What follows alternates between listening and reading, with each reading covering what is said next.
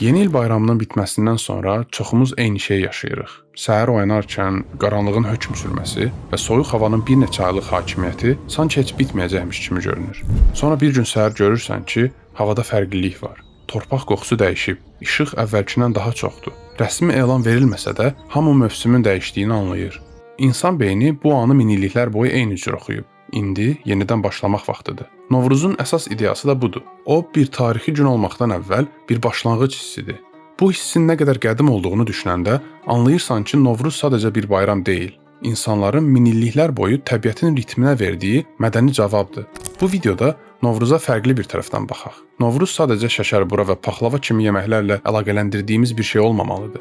Astronomik cəhətdən Novruzda nə baş verir? Qədim insanlar bunu necə anlayırdı? Zərdüştlük və erkən imperiyalar bu günü necə mənalandırdı? Novruz bu gün tək bir ölkənin sərhədlərinə sığmır. Dünyada 300 milyondan çox insan tərəfindən qeyd olunur və Balkanlardan Qafqaza, Mərkəzi Asiyadan yaxın şərqə qədər uzanan geniş coğrafiyada yaşayır. Bu qədər geniş yayılmaq üçün ya çox güclü mədəni kök lazımdır, ya da insanlar yaz gələndə şənlənməkdən imtina edə bilmirlər. Əvvəlcə Novruz sözünün özünə baxaq. Çox sadə, amma çox dərin bir etimologiyası var. Fars dilində nov yeni, rus gün deməkdir. Yəni yeni gün. Bu adın xüsusiliyi ondadır ki, o nə bir hökmdarın adı, nə də bir dinin möhrüdür. Hər kəsin həyatında yeni gün anlayışı var.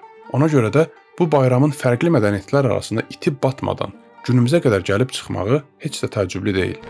Novruzun astronomik dayağı da bu yenilənmə hissini elmi reallığa bağlayır. Şimal yarımkürəsində yaz gecə-gündüz bərabərliyi baş verir. Yəni gecə ilə gündüzün bərabərləşdiyi o nöqtədən sonra işıq üstünlük qazanmağa başlayır. Qriqori təqvimində bu tarix adətən 20-22 mart aralığına düşdüyü halda Novruz İran təqviminin ilk ayı olan Fərvərdin ayının birinci gününə düşür. Qədim insanlar üçün bu hadisə sadəcə göydə baş verən bir hadisə deyildi. O, torpağın oyanışı, məhsuldarlığın yenidən mümkün olması, qışda ac qalmaq təhlükəsinin azalması idi. Yəni Novruzun kökü ən dərin qatında əkinçi və çoban cəmiyyətlərin həyati reallığına gedib çıxır. Bahar gəlməsə həyat davam etmir. Novruzun qədim İranlılarla, xüsusilə də zərdüştlüklə əlaqələndirildiyini bilirik. Amma zərdüştlükdən əvvəl də bahar mərasimləri mövcud idi. Proto-İranlılardan əlavə Şumerdə Zaqmuk, Babilistanda isə Akitu adlı bahar festivallarının olduğunu bilirik. Hətta Mesopotamiyadan başqa qədim Romalılarda Hilariya, Germanlarda Disablot və Yəhudi xristian ənənəsində Pasxa bayramı müxtəlif formalarda baharın gəlişi ilə əlaqəlidir. Zərdüşt ortaya çıxanda İranlıların mövcud bahar mərasimlərini ləğv etmədi. Zərdüşt Novruzu yaratmasa belə, mövcud bahar mərasimlərinə yeni teoloji məna qatdı. Zərdüştlükdə kainat həqiqət olan Aşa ilə xaos olan Druj arasında davam edən əxlaqi mübarizə kimi təsvir olunur. Ona görə də Zərdüştün reformu ilə yazın gəlişi artıq sadəcə torpağın oyanışı deyil, kosmik nizamın xaos üzərində qələbəsinin simvoluna çevrildi. İşığın qaranlıq üzərində üstünlük qazanması yalnız astronomik hadisə yox, həmçinin mənəvi model oldu. Zərdüştlükdə zaman müqəddəs struktura malikdir. İl ərzində 6 böyük mövsümi bayram, qahambarlar qeyd olunur. Bu 6 mərasim yaradılışın 6 mərhələsi ilə əlaqələndirilir. Səma, su, torpaq, bitkilər, heyvanlar və insan. Bu mərhələlər isə Ahura Mazdanın 6 müqəddəs təzahürü olan Amesha Spentalarla əlaqələndirilir. Yəni il boyu keçirilən bu 6 mərasim kainatın mərhələli yaradılışının xatırlanmasıdır.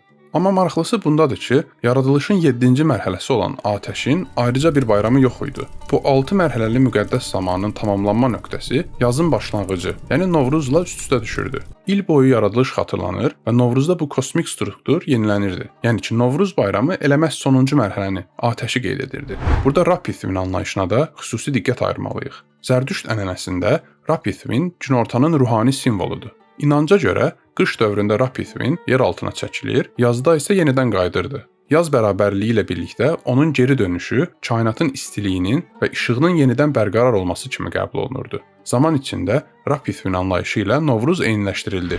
Novruzun sırf Novruz bayramı kimi tarixi qaranlıqdır. Yəni ki, Novruz filan il icad olundu deyə biləcəyimiz konkret bir mənbə yoxdur. Bu da təəccüblü deyil, çünki belə bayramlar bir gündə yaranmır, zaman içində formalaşır. Şahnamə və İranlıların ənənəsində Novruz əfsanəvi hökmdar Cəmşidlə əlaqələndirilir. İnanca görə Cəmşid qışı məğlub edir və həmin gün yeni gün adlandırılır. Bu tarixi faktdan çox mifoloji yaddaşdır. Tarixi mənbələrə gələndə mənzərə daha da mürəkkəbdir. Əhəmənilər dövrünə aid kitabələrdə Novruz sözü açıq şəkildə çəkilmir. Amma Ksenofonun Əhəmənlərlə bağlı qeydləri Persepolisdə keçirilən böyük mərasimlər, müxtəlif xalqların şah üçün hədiyyələrlə saraya gəlməsi yeni il mərasimi ehtimalını gücləndirir. Sasanilər dövründə isə Novruz artıq açıq şəkildə saray mərasimi kimi görünür. Şahın xalqı qəbul etməsi, hədiyyələr, rəsmi görüşlər və Novruz sözünə rast gəldiyimiz ilk yazılı mənbələr də bu dövrün pəhləvi mətnləridir. Novruzun təqvimdəki mövqeyi ilə bağlı da maraqlı bir məsələ ortaya çıxır. Həm İslam, həm də pəhləvi mənbələrində göründüyü qədərilə xalq arasında Kiçik Novruz və Böyük Novruz kimi iki bayram mövcud idi. Bunun səbəbi qədim İran təqviminin müxtəlif dövrlərdə islahatlar keçirməsi ilə izah olunur. İlk dəfə Əhəmənilər dövründə ilin sonuna 5 əlavə gün daxil ediləndə Zərdüştlərə görə zamanın müqəddəs strukturu dəyişmişdi. Buna qədər ilin son günü, yəni Novruzdan bir gün əvvəl Fravaşilərlə, yəni əcdad ruhları ilə əlaqələndirilirdi və əvvəl qeyd etdiyimiz 6 mövsüm bayramının sonuncusu idi. Həmin gündə Zərdüştlər vəfat etmiş qohumlarını yeni gündən əvvəl sonuncu dəfə yad edirdi.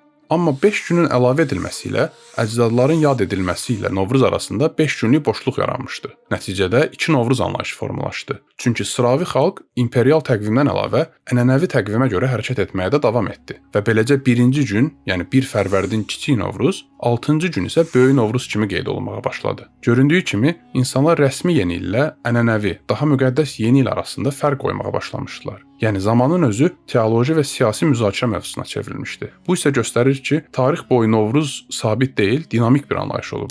Zaman keçdikcə təqvimlə bağlı mübahisələr də davam etdi. Günəş təqvimlərində sıçrayış ili mexanizmi olmadıqda tarix mövsümlərə nəzərən sürüşə bilir. Bu da o deməkdir ki, Novruz həmişə yaz bərabərliyi ilə üst-üstə düşmürdü. Məsələn, Arşakilər dövründə 1 Fərvərdin, yəni Novruz günü Qriqori təqviminə görə yanvar ayına düşürdü. Orta əsrlərdə, xüsusilə də Səlcuqlar dövründə Ömər Xəyyamın təqvim islahatı ilə yaz bərabərliyi yenidən dəqiq hesablandı və Novruz yenidən astronomik nöqtəyə sabitləşdirildi.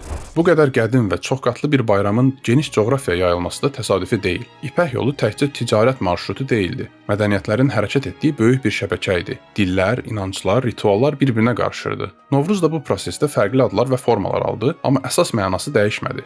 Azərbaycanda isə Novruz sadəcə bir gün deyil, mərhələli bir prosesdir. 4 çərşənbə təbiətin oyanmasının simvoludur və görünür ki, bu 4 çərşənbə sistemi xüsusilə Azərbaycan ənənəsində daha sistemli şəkildə formalaşıb. Məsələn, İranda Novruzdan əvvəl daha çox yalnız son çərşənbə geniş qeyd olunur. Tonqal üzərindən tullanmaq, səməni düzəltmək, süfrədə səma cisimlərini ifadə edən şirniyyatlar yerləşdirmək, folklor elementləri olmaqla yanaşı, minilliklər boyu daşınan rəmzlərin gündəlik həyata çevrilmiş formalarıdır. Bu arada maraqlıdır ki, bizim bəzi Novruz şirniyyatları ilə İranda zərdüştlüyün mərkəzi sayılan Yəzd bölgəsinin şirniyyatları arasında da oxşarlıqlar var. Novruzun Azərbaycandakı əsas simvolları olan keçəl və kosa obrazları haqqında çox məlumat tapa bilmədim və buna görə də bunların bizdə daha yerli və daha çox yaşayan formada qorunub qaldığını düşünürəm. Amma orta əsrlərdə İranda da kosa obrazının bahar festivallarında iştirak etdiyinə dair mənbələr mövcuddur. Amma İranda Əmi Novruz və Hacı Firuz kimi obrazlar daha çox qarşımıza çıxır və onlar da yazın gəlişinin ifadələridir. Novruzun minilliklər boyu yaşamasının sirri çox sadədir. O təbiətin ritminə bağlıdır. Dövlətlər dəyişib, imperiyalar yaranıb və dağılıb, dinlər və siyasi sistemlər bir-birini əvəz edib. Amma yaz hər il yenə gəlib. Novruzun gücü də məhz bundadır. O müəyyən bir dövrün və ya bir ideologiyanın bayramı deyil.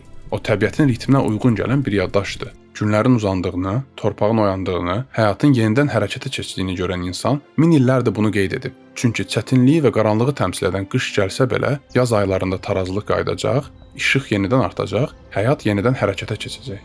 Yeni gününüz mübarək. Hələlik.